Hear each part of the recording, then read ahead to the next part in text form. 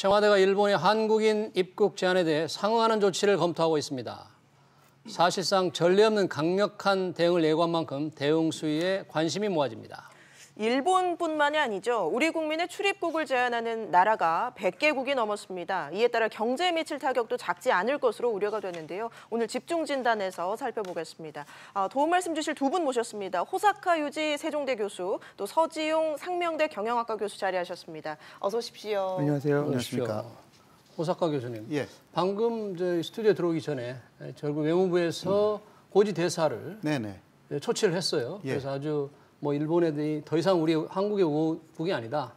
빨리 이번 입국 제한 조치를 취소하라 이렇게 얘기를 했는데 이 앞으로 더 어떤 이제 구체적인 조치가 나오지 않겠어요? 예, 구체적인 조치를 그러니까 한국의 입장으로서는 어떤 식으로 내는가라는 것은 사실상 고민거리라고 할 수밖에 없습니다.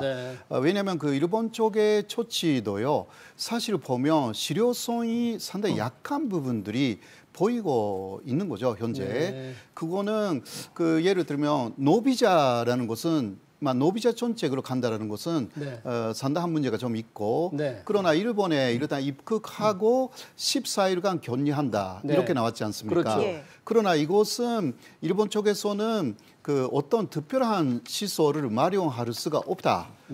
왜냐하면 일본 내에서도 그런 시설 문제가 쭉 있었는데 굳이 외국 사람을 위해서도 특별한 그 국가적인 시설을 마련할 수가 없는 게 일본의 실상인 것입니다. 그래서 카토 그 후세 노동선 장관은 결국은 그 호텔이라든가 그러니까 가려고 했던 한국인 여행자나 중국인 여행자가 가려고 했던 곳에서 14일간 자가 격리 조치, 이러한 것이 그렇게 할 수밖에 없고. 그리고 거기에 대해서 간제할 수가 없기 때문에 실효성이 있는지 모르겠다라는 이야기는 또 일본 언론에서 많이 나오고 있는 썰입니다. 그러니까 일본 언론들은 이번 일본 정부의 그런 조치가 실효성이 없을 수도 있다.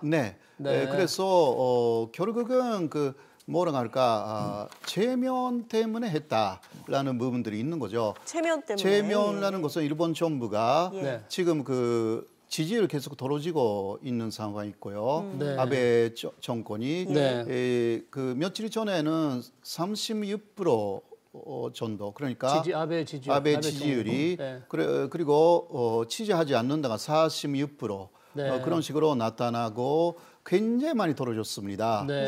그 한 달 사이에 거의 7, 8% 떨어졌고요.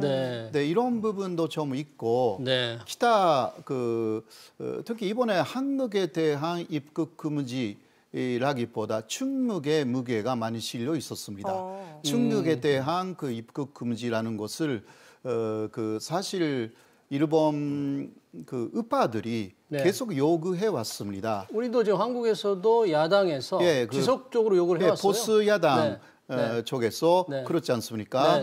일본의 자민당의 지금 지지 중에는 극우파들이 많지 않습니까? 일본 내에 극우파들은 처음부터 중국에 대한 그 입국 금지 조치를 이야기를 했습니다. 그런데 아베 총리 그리고 지금 그 일본 정부는 시진핑 주석을 4월 방일 때문에 급빈으로 맞아야 되기 때문에 그것을 할 수가 없었던 사정이 있었는데 아시다시피 시진핑 주석의 4월의 방일이라는 것을 그 중국 정부하고 좀 협의를 했어요.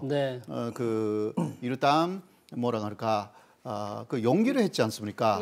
그 같은 날에 또 아베 총리가 거의 단독으로 결정해서 중국하고 한국에 대한 사실상의 입국 금지라는 조치를 내린 것이고요. 한국에 대해서는 약간 감정이 좀 있어요. 어떤 감정이라는 것은 지금 그 일본 많은 언론들이 그 한국의 방역 조치의 우수성을 쭉 보도를 하고 있습니다. 우리나라가 워낙 검사를 잘하고 있다. 그러니까 일본 언론들이 이렇게 보도를 한다는 얘기죠. 일본 정부는 못하고.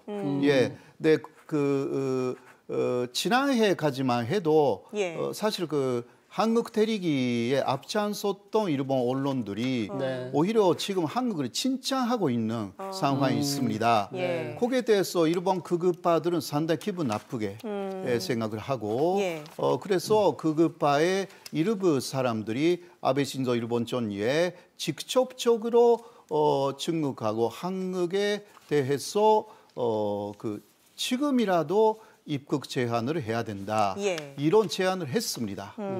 그런데 일본 후생 노동상의 발언을 조금 자세히 들여다보면요. 네네. 이 한국 입국자의 대기라는 표현을 썼습니다. 이게 그렇습니다. 격리와 좀 차이가 있는 건가요? 상당한 차이가 있죠, 사실. 저도 그 자가격리라고 아까 말씀드렸는데, 그러니까 대기라는 말이 정확한 표현이고, 그래서 호텔이나 가야 하는 장소에 가서 대기를 해야 된다, 14일간은. 이런 표현인데 또 거기에 단서가 달려 있죠.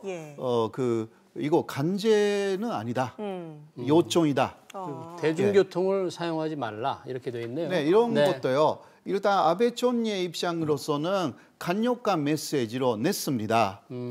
그러나 실제적인 조치로서 후세 노동선 장관이 한 이야기는 이거는 간제성이 없다라는 이야기를 하고 있습니다. 그러나 그래서 결국은 그 비자에 대해서만 현재까지의 비자를 취소한다라는 내용이 가장 큰 내용이 아닐까. 그래도 아무래도 대기라고 하지만 실질적으로는 뭐 격리에 가깝고 또 결국 비자를 안 주면 가기 어렵고 뭐 출장을 가거나 놀러를 가더라도 한 군데만 계속 있을 수는 없는 거잖아요. 그러니까 이런 이야기죠. 노비자 정책이었던 이전에 돌아간다. 그러니까 그거는 뭐 언제였는지 모르겠습니다만은 1980년대 정도까지는 일본에 가는데 그때마다 비자를 우리가 받았지 않습니까? 한국에서요. 그러한 상황에 다시 돌아간다. 그리고 일본에 입국해도 자유롭지 않다. 혹시나 걸려가지고 일본 안에서 한국인이 그 발효리 증세가 있다 하면 즉각 격리가 되는 거죠. 이러한 그러나 일본 안에서도 거기 발효리 없으면 어떤 간제적인 조치가 어렵다라는 게 현재까지의 상황입니다. 서지훈 교수님.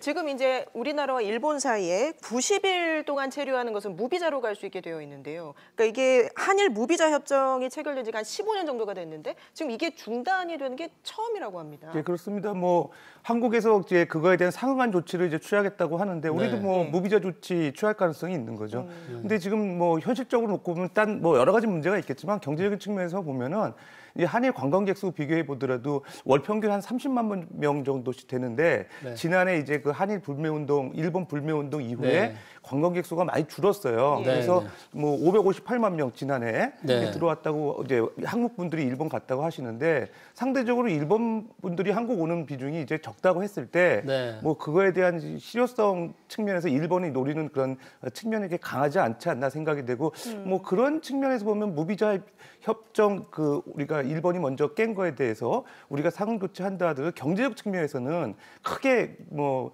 타격이 우리보다는 일본이 크지 않을까 저는 개인적으로 생각합니다. 지금 이미 관광객이 이제 일본 불매운동, 일본 수출 규제 이후로 급격하게 줄고 있잖아요. 그런데 일본은 역시 올림픽 문제, 이 올림픽으로 인해서 뭔가 올림픽을 해야 되기 때문에 이렇게 방역을 잘하고 있다 이런 걸 보여주기 위한 그런 제스처가 큰 게 아니겠습니까? 뭐 올림픽에 거의 목숨 걸고 있는 것 같은데요. 우리나라는 사실 좀 여유를 가지고 대처할 필요가 있을 것 같습니다. 이미 이제 지난해 그 일본 관련돼서 불매운동이 한참 일어났을 때 일부 좀 걱정하신 분들 같은 경우는 일본의 경제의 규모가 상대적으로 우리가 좀 작기 때문에 여러 가지 수출이라든지 또 그 경제에 미치는 파급 효과가 한국이 더 크지 않을까 우려했었었는데 실제로 지나고 나서 보니까 그렇게 크지 않았던 거 이제 확인이 되고 있거든요. 이번에 이제 정치적 또 측면에서 일본이 생각하고 있는 것도 있을 수 같고 그다음에 이제 그동안에 한국에 대한 쌓였던 뭐 감정을 이번에 이제 그 코로나 사태로 인해 가지고 국제사회에 조금 망신주기 위주로 좀 내놓은 조치가 아닌가 이렇게 생각했을 때 한국이 이거에 대해서 너무 심각하게 고려해가지고 그 같이 대응하는 것도 사실 보기는 좋지는 않아요. 좀 대승적 차원에서 여유를 가지고 그거의 그 어떤 무비자 입국이나 그 입국 금지하는 조치에 대해서 좀 좀 우리가 일본의 조치가 좀 섣부르고 좋지 않다는 식으로 우리가 대응하는 게 맞대응하는 것보다는 모양새가 좋지 않을까 생각됩니다. 근데 지금 보면 우리 정부는 강력하게 대응할 것 같아요. 왜냐하면 어제 발표되자마자 어제 바로 공사를 초치했고요. 바로 저녁에 김상조 청와대 정책실장이 공영방송에 나와가지고 아주 실망스러움을 표시했고 정세균 총리도 지금 화면에 보이는 것처럼 즉각 철회하라. 그런 다음에 지금 외국 대사를 초치했기 때문에 안 그렇습니까? 그 교수님은 이 지금 더군다나 이 중국에도 똑같은 조치를 취하면서 일본은 중국과 사전 협의를 했는데 한국과는 사전 협의를 하지 않았다. 그런 면에서 한국이 굉장히 화가 나 있는 것 같은데 어떻게 보십니까? 그런 것은 그 국가 대 국가의 입장에서 어쩔 수 없는 메시지라고 할 수밖에 없습니다. 그리고 그 아베 총리의 의도가 상당히 그 불순하다라고 보이는 부분들이 꽤 있기 때문에라는 것입니다. 왜냐하면 그 도로지는 아까도 말씀드렸습니다만은 도로지는 지지율을 만회하기 위해서는 특히 한국 대리기라는 것이 상당히 효과가 있었던 것이 사실입니다. 네, 거기에 대해서 다시 그 수법을 사용하지 않을까, 이러한 사용하고 있는 것이 아닐까 그렇게 보이고요. 그러니까 교수님은 이번 조치가 방역이 아니라 자국의 정치적 목적을 위한 국면 전환용 조치다. 뭐 이런 식으로 해석합니까? 예, 그렇습니다. 그리고 지금 올림픽에 대해서 어느 정도 비상에 걸린 부분이 있습니다. 일본 쪽에서요. 도쿄 올림픽이 진짜 할 수가 있는지라는 부분들이 많이 나와 있지 않습니까? 예를 들면 2월 25일에는 그 IOC의 닉 파운드라는 가장 오래된 IOC 의원이 5월 말에 개최가 가능할지 여부를 결정하겠다라든가 이런 이야기를 했고 거기에 밀려서 하시모토 올림픽상 일본의 연기가 가능하지 않을까라든가 올해 안에서는 상당히 밀렸던 거죠. 근데 이러한 부분에서 국민들의 불안은 더 가지운 테니까 그러면 방역이라는 것을 정확하게 또 하면 올림픽도 가능하다. 라는 메시지를 낼 수가 있기 때문에 그것은 아주 단순한 것은 역시 그 입국 금지 조치입니다. 특히 그 중심은 중국이었기 때문에 중국에 대해서도 그렇게 입국을 금지시키고요. 그 다음에 지금 한국이 그 눈에 띄게 일단 숫자는 늘어나고 있기 때문에 이거는 대구 경북에 많이 집중되고 있지만 일본 사람들은 그거 잘 모르지 않습니까? 대구 경북하고 서울의 차이라든가 잘 몰라요. 그러니까 한국 전체가 5천 명 넘었다라고 하면 일본 정부로서는 한국에 대한 입국을 금지한다. 라는 것은 하나의 메시지로서는 그 일본 내에 감염 확산을 단죄하겠다라는 아주 강한 그 위지로 보일 수가 있는 것입니다. 이러한 그러니까 이런 것도 하나의 메시지. 그러니까 전체적인 현재 상당히 그 올림픽 문제로도 불안감이 고조되고 있는 일본 국민들, 일본 국민들을 하여금 다시 한번 아베 정권을 더 지지하게 만들려고 하는 그런 면에서는 결과적으로 정치적 목적을 갖고 하는 것이다. 라고 할 수가 있는 것입니다. 도쿄올림픽 얘기를 하셔서 말씀인데 저희가 사실 어제 도쿄올림픽 연기 가능성에 대해서 토론했었습니다. 교수님께서는 개인적으로 가능성 어떻게 보시나요? 역시 그 IOC에서 이야기한 대로 5월 말 이것은 공식 견해는 아니고요. IOC에서는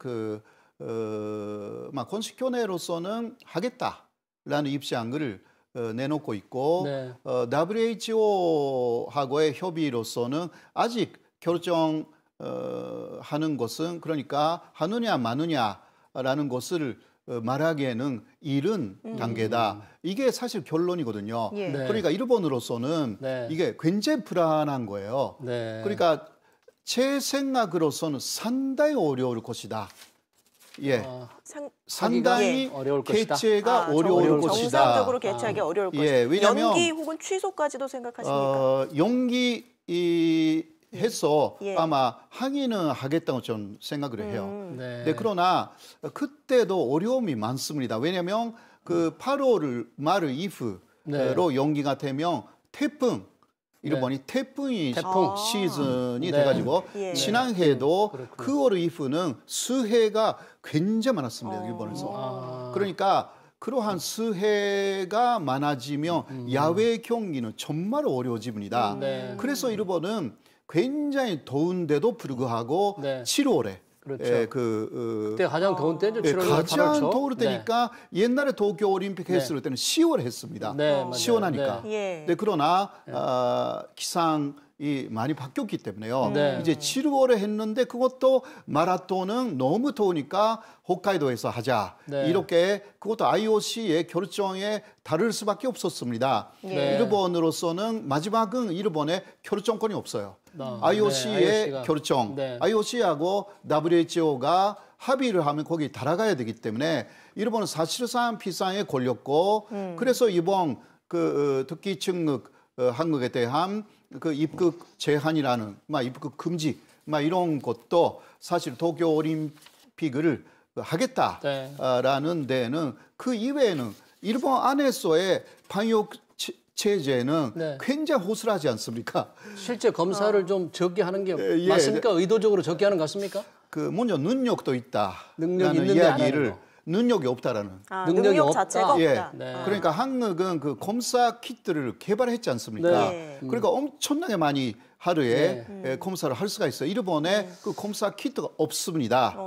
예. 그런 것은 한국에서 많이 수입하면 혹은 한국과 협력하면 충분히 할 수가 있는데 그런 마인드 자체가 일본 정부에는 없고요. 그리고 PCR 검사 기기라는 게 있어요. 네, 네. 이거는 유전자 기기이죠. 예. 이것도 구입하면 그 일본에 그런 돈은 있지 않습니까? 수입하면 된다는 거죠. 그러니까 수입하면 되죠. 네. 엄청나게. 그러나 그거 안 하기 때문에 일본 안에 있는 그 PCR 검사 기기는 굉장히 적어요. 네. 그러한 실제적인 능력의 문제도 있고 네. 그리고 역학조사가 제대로 이루어지지 않고 있기 때문에 네. 이게 감염이 어떻게 되었는가라는 그 감염의 경로를 그 알 수가 없는 것들이 너무너무 많이 늘어나고 있어요. 실제로 그 예. 미국의 CNN 방송에서도 네. 지금 일본의 확진자 수가 1,000명을 조금 넘었지만 네. 이것은 빙산의 일각이다. 예. 이렇게 그렇습니다. 보도를 했어요. 예, 한국은 진짜 지금 코비를 넘기려고 네. 하는 것입니다.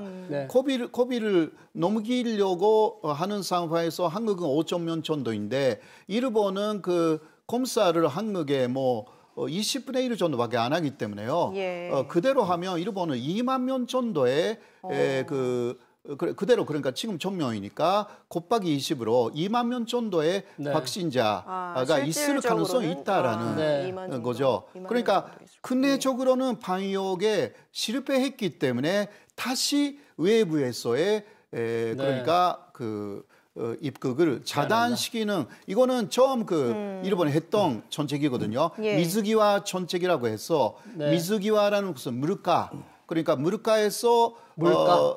물가 네. 그러니까 바다에서 네. 막 옛날에 네. 말했던 이야기인데요. 네. 적을 산육시키지 않는 정책입니다. 적을 상륙시키지 마라 육지로. 예. 네. 그러니까 바이러스 산육시키지 말아라라는 네. 것이 바로 미즈기와 무르카 정책인데 그것을 그 크루즈에서 했어요. 네. 크루즈선에서. 그래서 예. 크루즈에서 내리지 못하게 이렇게 예. 그러나 했군요. 그 내부 공역에 엄청난 실패를 했습니다. 네. 그것으로 일본의 이미지가 굉장히 나빠진 거죠. 예. 세계적으로. 예. 근데 그때 실패했으니까 이게 근내적으로 열심히 하자고 바뀌었거든요. 네. 근데 다시 이런 식으로 외부에서의 네. 그 입국을 금지시키는 방향으로 일본이 정책이 왔다 갔다 지금 하기 시작해가지고 그래서 자민당 내에서도 이것은 좀 무리인 거 아니냐. 그리고 그 측근들하고 네. 위노하지 않고도 아베 총리가 극히 일부의 측근들하고 이야기하고 말해버렸습니다. 이게 연결되어 있기 때문에 내부적으로도 비판이 많아요. 내부적 회의를 제대로 하지 않고 검토를 없이 그렇습니다. 네, 그렇게 했다는 얘기군요. 알겠습니다. 지금 한국과 우리나라와 일본이 사실 수출 규제로 가뜩이나 좀 경색돼 있는 관계인데 이번에 입국 제한 조치로 이런 관계가 더 안 좋아지진 않을지 경제에는 어느 정도 타격이 입을지 좀 우려가 되거든요. 예, 뭐 결론적으로 얘기하면 기업 경영 측면에서 좀 영향이 있을 것 같고요. 네. 특히 대기업 같은 경우는 이제 그 인적 교류 가 거의 별로 없고요. 화상회의 해가지고 이제 실제로 원자재 구매를 탈 때도 이제 화상회의를 하기 때문에 문제는 없는데 이제 중소기업들이 좀 문제입니다. 실제 그 인적 교류가 있거든요. 네. 그런 측면에서 영향이 있을 것 같고요. 네. 뭐 일본 같은 경우 우리가 이제 타격을 입을 만한 업종 같은 경우는 LCC죠. 그러니까 저가항공사들. 저가항공사들 같은 경우 지난해 이제 일본 불매 운동했을 때 네. 노선에 이제 관광객 수가 한 34% 정도 감소하니까 네. 사실 그게 어려웠던 거고요. 네. 올 초에도 지금 조금 이제 일본 불매 운동에 대한 여파가 조금씩 사그러지면서 조금씩 이제 새로운 신규 노선 취향하고 있는 가능성이 있었는데 최근에 이런 그 이제 조치 때문에 또 일본과의 사이가 안 좋아지면서 불매 운동이 또 확산될 가능성도 있을 때 일본 우리나라 저가항공사에 좀 미치는 피해는 좀 크지 않을까 생각합니다. 실제로 지금 이스타항공 같은 경우에는 뭐 중국이나 아시아가 다 끊기고 일본만 4개 노선만 살아 있었는데 이번 일본의 조치로 도쿄에 나리타하고 간사이, 오사카의 간사이 2군데만 가능하기 때문에 다른 데는 갈 수가 없게 돼서 결국은 모든 비행기를 놀려야 되는 상황. 그렇게 몰리는 그렇죠. 것 같아요. 이제 저가항공사 같은 경우는 이제 그 일종의 노선 포트폴리오가 잘 정해져 있지 않아요. 그러니까 주로 뭐 근거리에 이제 여행 가는 분들을 위한 그 수요만을 대응하기 때문에 그리고 국제선 비중도 좀 많지 않고 다변화되지 않기 때문에 사실 동남아, 뭐 중국, 일본 요 노선 가지고 이제 운영을 하고 있는데 사실 일본도 최근에 중국 이제 가기 어려운 상황이잖아요. 코로나 사태 때문에 일본이 이런 상황이 생길 때 이제 나머지 동남아인데 동남아도 우리나라 이제 입국 금지를 하고 있기 때문에 실제적으로 이제 항공업계가 상당히 어려울 것 같고요.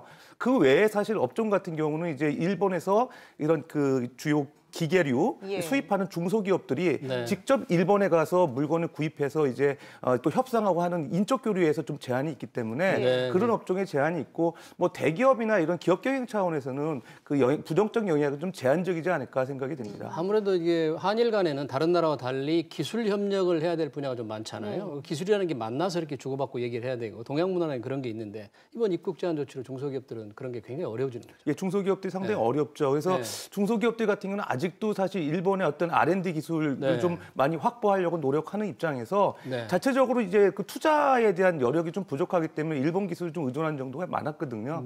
그런 측면에서 인적 교류가 좀 제한이 됐을 때 좀 어려운 상황이 있고 정부가 사실은 이제는 좀 그 핀셋 포인트로 해가지고 이제 전체적으로 기업 경영이 어렵다 그래가지고 뭐 그 금융 지원 해주고 뭐 수출 규제에 대한 완화하고 이런 것보다는 중소기업의 어떤 타겟으로 해가지고 좀 더 현실적인 대책을 내놓는 게 좀 더 필요하지 않을까 생각이 됩니다. 교수님. 지금 한국에서 이렇게 좀 걱정을 하는데 아까 일본에서는 이번 한국의 그 한국인 입국 제한에 대해서 좀 반대하는 목소리도 이제 있고 그렇지 않습니까? 근데 한국은 이렇게 지금 발끈하고 나섰는데 중국에서는 이번 조치에 대해서 일본의 조치에 대해서 그렇게 뭐 즉각적인 반응은 나오지 않는 것 같아요. 일본의 반응에 대해서는 한국의 입장, 중국의 입장이 이렇게 왜 다를까요? 한일 간의 어떤 특수한 그런 그거는 역시 사전 협의를 중국하고는 어느 정도 했다라고는 그 저는 알고 있고요. 중국과는 사전 협의를 하고 한국과는 뭐 아무 얘기도 그러니까 시진핑 국가주석의 방위를 연기하면서 그 일본 사정이 이렇다 보니 그 중국이 그 한 만큼의 일본도 하겠다. 그런 식으로 한 것 같습니다. 그리고 또 하나 우리가 더 알아야 되는 것은 이 조치가 이르담 말하고 있는 것은 3월 말까지다라는 거죠. 그러니까 아직 그 계속 그 하는 조치가 아니라 오늘 그 3월 6일입니까? 그렇죠. 5일이 6일입니다. 6일이죠.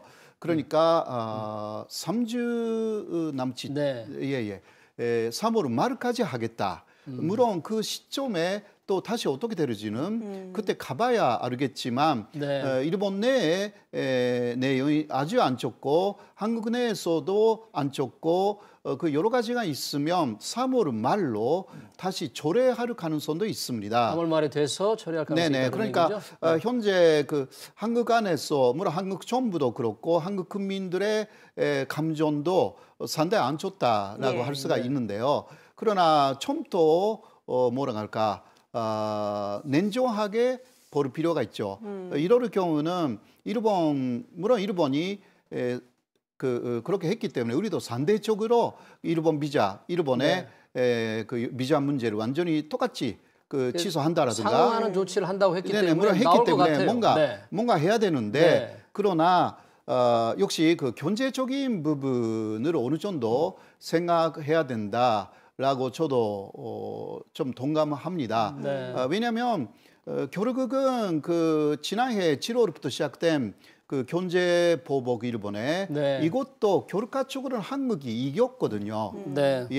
한일 경제 전쟁이라고 그렇게 불려져 가지고 반도체를 중심으로 그 일본이 경제 전쟁을 한국에 감행했지만 사실상 일본 내에 그러한 반도체 업체가 엄청난 피해를 받고 그리고 규슈라든가 홋카이도라든가 그런 데에 한국 사람들이 안 가게 되었기 때문에 일본의 지역 경제가 상당히 망가졌습니다. 결과적으로 아무도 말하지는 않고 있지만 이 부분은 한국이 사실상 이겼습니다. 그 경제 이겼다고 봅니다.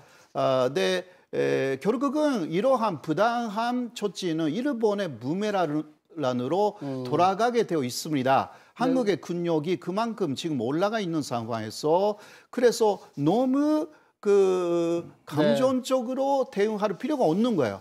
좀 더 일본의 머리 꼭대기에 올라가 가지고 뭐라 할까 어린 아이를 달래듯이 해야 되는 좀 성숙하게 하라 그런 얘기죠. 한국이 그러한 지금 국제적인 위상이 한국이 벌써 갖고 있다라는 것을 잊지 말아야 한다라는 것입니다. 근데 한국도 이제 국민의 정서를 좀 생각해서 일본과 같은 조치를 취하기를 원하는 국민들의 어떤 여론을 조금 신경을 쓸 것 같아요. 물론 여론을 신경 써야 되는데 또 국민들을 좀 성숙한 우리 그 국민 의식을 발휘하자라고 또 설득해 나가는 것도 대단히 중요합니다.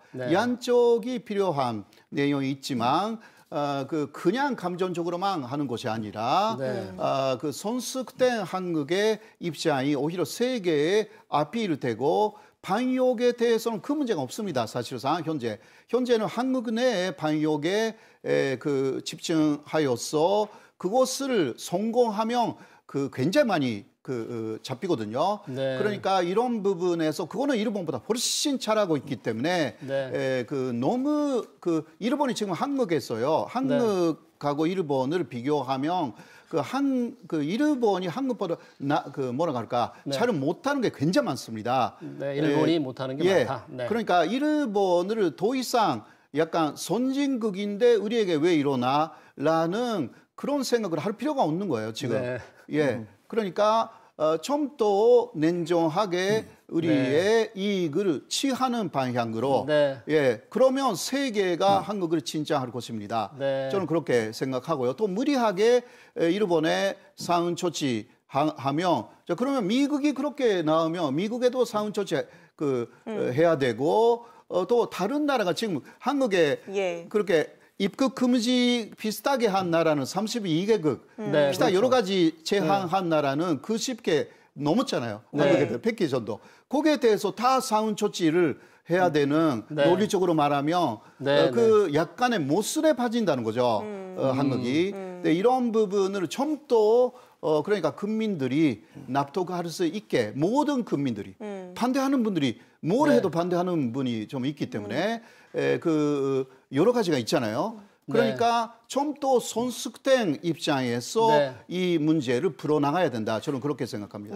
알겠습니다. 서지용 교수님, 지금 일본뿐 아니라 우리나라에 대한 입국 제한 조치를 하고 있는 나라가 100개국이 넘었습니다. 또 미국도 추가적인 조치를 할 수 있는 상황이죠.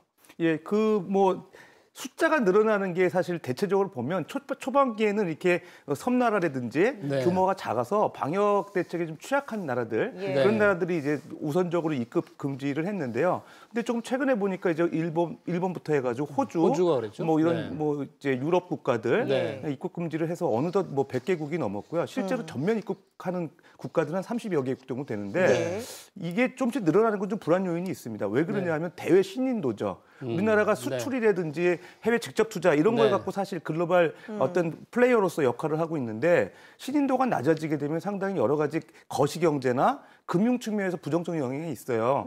특히 이제 우려할 만한 거는 지난해 우리 무디스인가요? 세계 신용평가기관 현재 이제 신용평가기관이 우리나라 신용 등급을 한 AA 정도로 보고 있습니다. 근데 이제 무디스가 지난해 우리나라에 대한 그 기업 평가를 할 때 한 24개 기업들을 대상으로 해가지고 신인도를 평가를 했는데 한 14개 국가가 신용등급 강등 가능성이 있다고 언급한 적이 있었어요. 그랬을 때 만약에 이제 무디스가 대외 여건이 이제 수출 여건이 나빠지고 신인도가 떨어지고 정부의 어떤 재정 정책이나 통화 정책의 적절성이 않다고 판단했을 때는 신용등급이 낮아질 가능성이 있죠. 그렇다고 그러면은 실제로 금융 측면에서도 우리나라에 들어왔던 외국인 자금들이 빠져나갈 가능성도 있고요. 원달러 환율이 올라가면서 실제로 이제 그 여러 가지 부정적 요인이 생길 수 있는 거예요. 우리나라 주식시장 같은 경우도 지금 정확하게 한 33% 정도가 외국인 투자 비중을 차지하고 있는데 그런 것들이 이제 외국으로 빠져나갔을 경우에 우리나라 금융이나 거시경제에 미치는 영향이 상당히 안 좋지 않을까 생각이 됩니다. 사실 가장 걱정하는 것은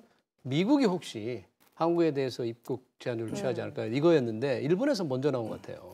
뭐 결론적으로 미국 같은 경우는요, 그렇게 섣부르게 이제 전면 입국 금지하기는 좀 쉽지 않을 것 같습니다. 뭐 암참의장도 한국과의 어떤 그 관계를 생각해서 직접적인 한국인 입국 금지를 고려하지 않는다고 이제 언급한 바도 있는데, 사실 미국 같은 경우는 이제 아직까지 이제 그 코로나19에 대해서 직접적인 뭐 우려할 만한 시그널이 나오지 않고 있는 상황에서 한국과의 그 여러 가지 이해관계가 있는 상황에서 이 한국인 전면 입국 금지하는 거는 좀 지켜봐야 될 것 같고요. 우선순위에서는 다른 나라보다는 좀 밀리지 않을까 이런 생각이 듭니다. 예, 알겠습니다. 여기까지 듣도록 하겠습니다. 서지용 상명대 경영학과 교수, 또 호사카 유지 세종대 교수 두 분과 함께했습니다. 고맙습니다. 고맙습니다.